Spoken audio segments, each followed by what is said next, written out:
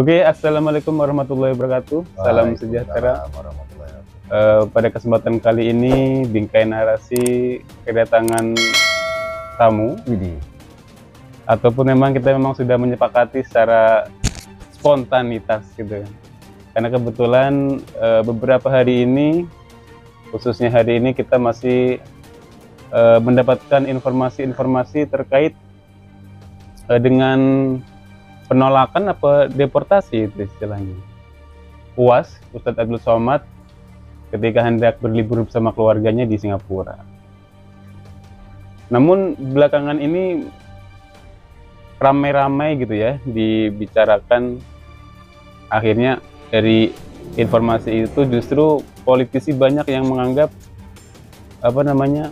tindakan Singapura ini justru terkesan melecehkan. Kalau over ya. Terlalu over, bahkan ada yang bilang Islamofobia. Akhirnya publik juga ini kan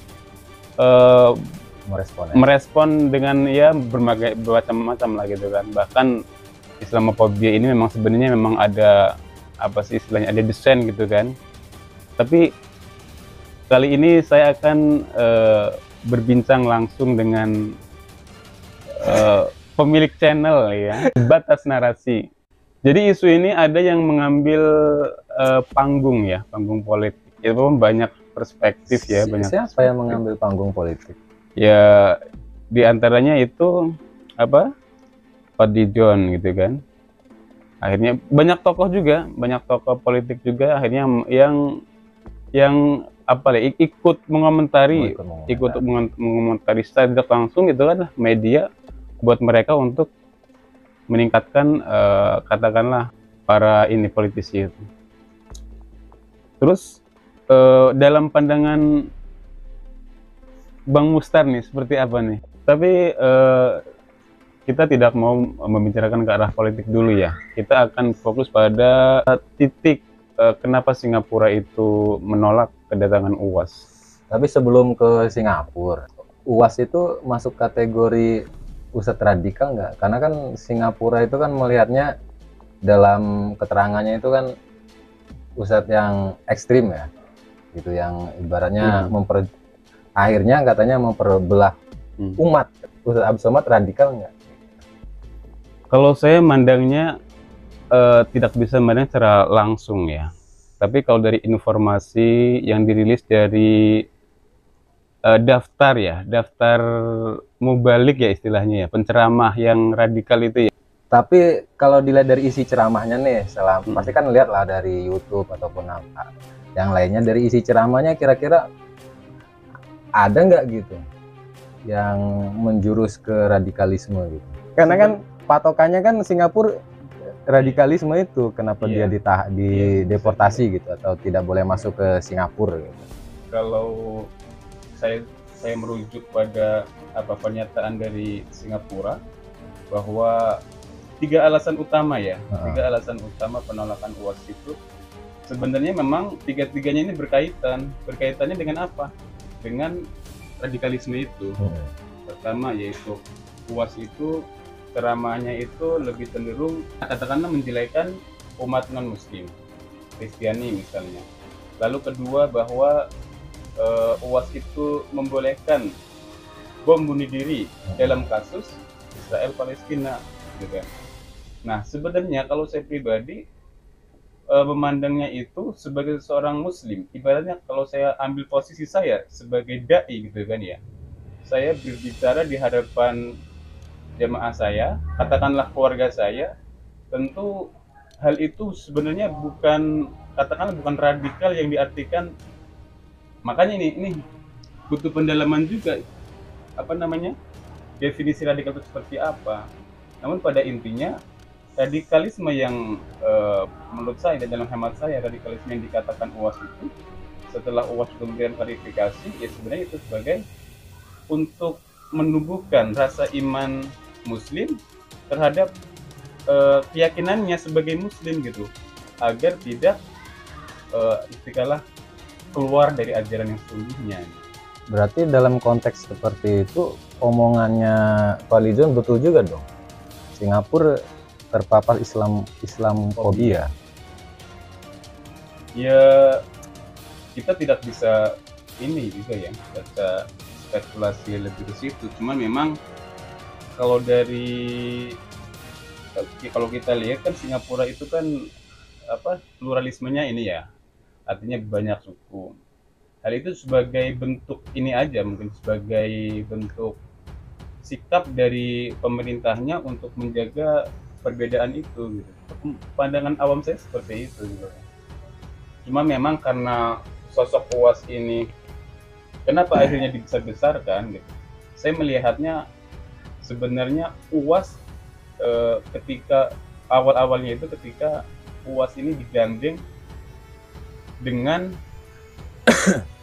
salah satu calon pilpres pada tahun 2014 ya. 19 ya, awal-awal dari 2019 ini sudah mulai ini kan. Karena saya rasa dari situ mulai kenapa UAS selalu disorot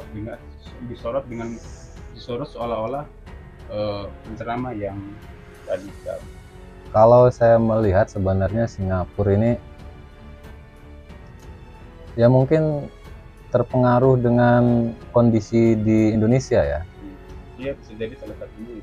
Karena kalau saya melihat ceramah-ceramahnya Ustadz Abdul Somad, karena dalam konteks agama ceramah itu kan yang nggak bisa diartikan, yang non muslim itu kan katanya kafir.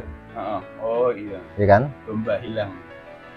Artinya narasi kafir itu kan nggak bisa di ini. Iya, karena narasi agama nggak bisa di ini gitu.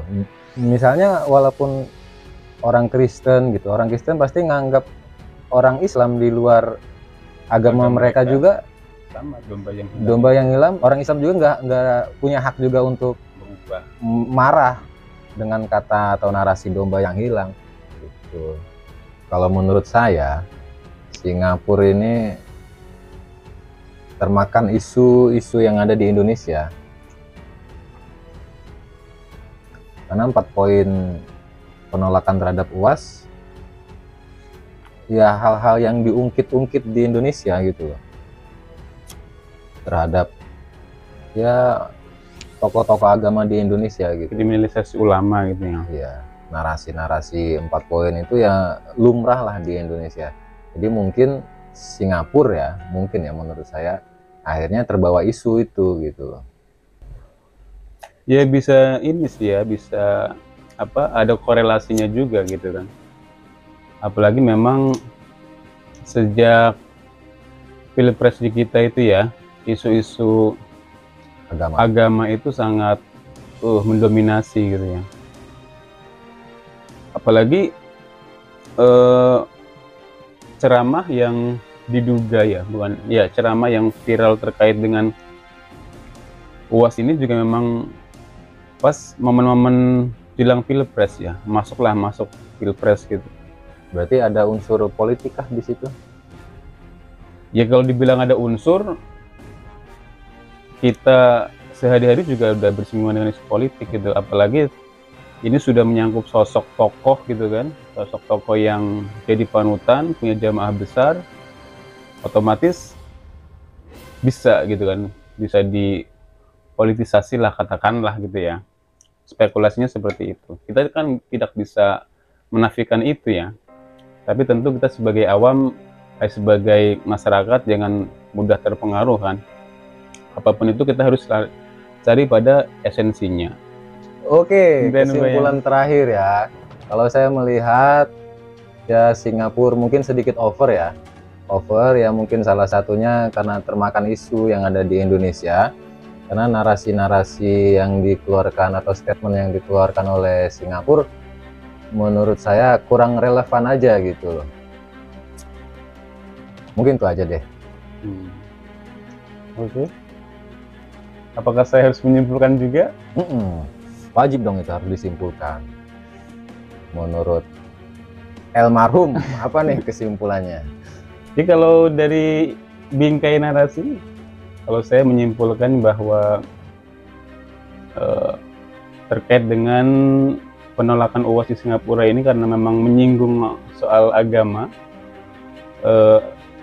jadi alangkah lebih baiknya gitu kan, seorang penceramah harus lebih, apa istilahnya, lebih aware juga terhadap pluralitas hubungan antar umat beragama.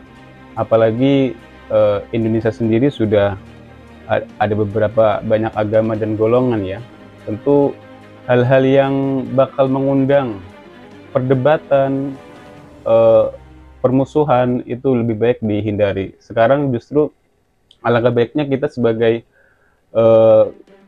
dai terpelajar gitu kan, lebih mendorong kepada saudara, tetangga, kepada persatuan. Bagaimana kita menjadi bangsa yang berdaulat gitu kan, bagaimana kita sebagai pelajar agar bisa memberikan kontribusi untuk kemajuan pendidikan dan lain sebagainya. Mungkin itu ya, tentu sesuai dengan posisinya masing-masing, selama kita bisa menjaga persatuan. Oke, terima kasih teman-teman sahabat Bingkai Narasi dan juga Batas Narasi. Ya.